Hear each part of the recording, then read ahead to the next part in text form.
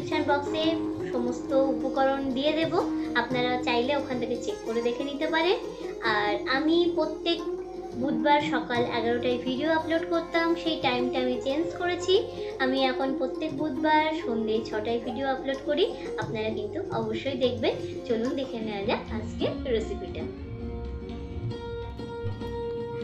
অনুষ্ঠান বাড়ির মতো এই আলুর তরকারি রেসিপি আমি আজকে এনেছি আপনাদের সামনে।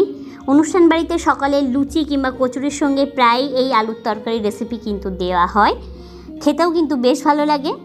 আর প্রায় সকালবেলা যদি এই আলুর তরকারির সঙ্গে এই রুটি লুচি পাওয়া যায় তাহলে আর কোনো কথাই নেই। বাচ্চারা কিন্তু এই আলুর তরকারি খুব পছন্দ করে। বাচ্চাদের টিফিনে যদি আপনারা এই আলুর তরকারির সাথে রুটি দিতে পারেন তাহলে কিন্তু খুবই খুশি হয়। চলুন দেখে নেওয়া যাক আজকের এই রেসিপি। প্রথমে কি কি লাগছে আমি এখানে দেখিয়ে দিচ্ছি। আলুটা কিন্তু ঠিক এরকম স্কোয়ার শেপে কিন্তু কেটে নেবেন, চৌকো চৌকো করে। খুব ছোট ছোট চৌকো চৌকো করবেন না, একটু বড় সাইজের রাখবেন। আর আমি এখানে 3টে আলু, বড় বড় সাইজের 3টে আলুকে কেটে নিয়েছি চৌকো চৌকো করে, খোসা ছাড়িয়ে নিয়েছি। আর খোসা ছাড়িয়ে ভালো করে ধুয়ে নিয়েছি। এরপর এখানে মশলা যে যে লাগছে আমি সেগুলো দেখিয়ে দিচ্ছি।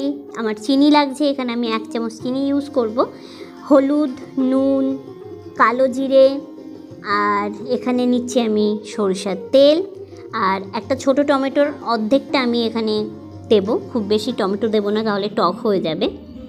আর এখানে প্রায় 1/2 ইঞ্চি মতো আদাটাকে ভালো করে কুড়িয়ে নিয়েছি। আর কিছুটা ধনেপাতা নিয়েছি, আর 4-5টা কাঁচা লঙ্কা চিড়ে নিয়েছি। এই আলুর তরকারিটা বেশ মিষ্টি মিষ্টি হয় খেতে, খুব বেশি কিন্তু ঝাল এতে দেওয়া যাবে না। এরপরে কড়াই আমি গরম করে নিয়েছি, তারপরে আমি এখানে 1 চামচ মতো তেল দিয়ে দিলাম। তেলটা একটু গরম হয়ে গেলে এর মধ্যে আমি দিয়ে দেব কালো জিরে। কালো জিরেটা দেওয়ার পরে, কালো জিরে দিয়ে যখন একটু গন্ধ ছাড়বে তখন আমি এর মধ্যে দিয়ে দেব কেটে রাখা আলু।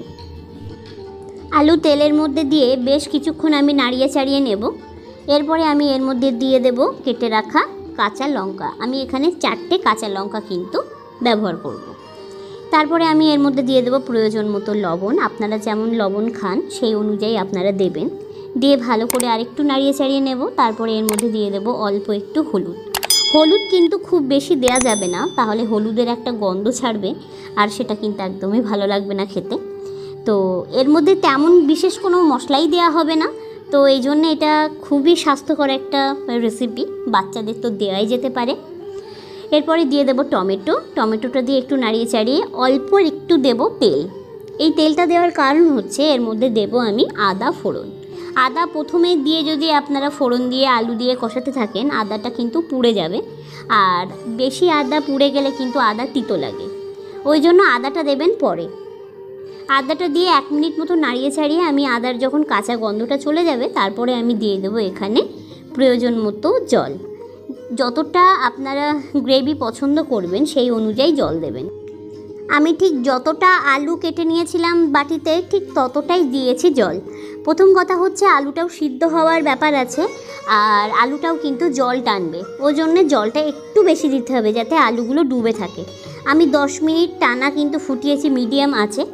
আমি এখানে খুন্তির আগা দিয়ে চেপে দেখে নেব আলুটা সিদ্ধ হয়েছে কিনা।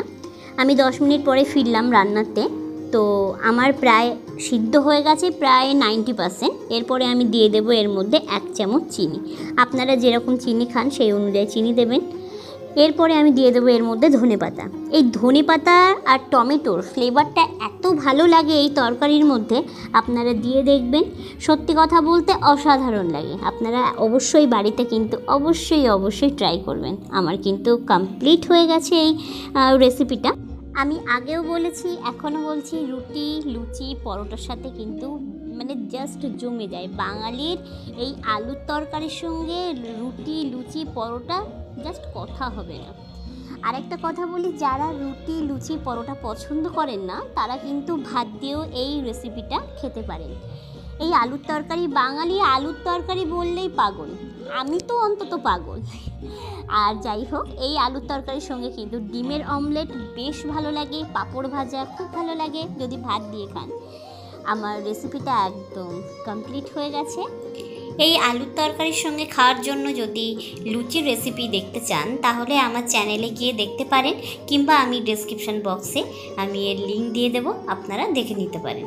আজকের রেসিপিটা আপনাদের কেমন লাগলো কমেন্ট করতে কিন্তু একদম ভুলবেন না। আর যদি এখনও পর্যন্ত আমার চ্যানেলটা সাবস্ক্রাইব করে না থাকেন অবশ্যই কিন্তু সাবস্ক্রাইব করে নেবেন। নতুন নতুন রেসিপি পেতে অবশ্যই সাবস্ক্রাইব করবেন আর পাশে থাকা বেল আইকনটা ক্লিক করে রাখবেন। যখনই আমি নতুন নতুন ভিডিও আপলোড করব রান্নার, তখনই কিন্তু আপনারা সেই নোটিফিকেশন পেয়ে যাবেন আর সেই ভিডিও আপনারা দেখতে পাবেন। আপনাদের বন্ধু বান্ধবের কাছে এই রেসিপিটা শেয়ার করতে পারেন যদি আপনাদের ভালো লাগে। সবাই ভালো থাকবেন। নমস্কার।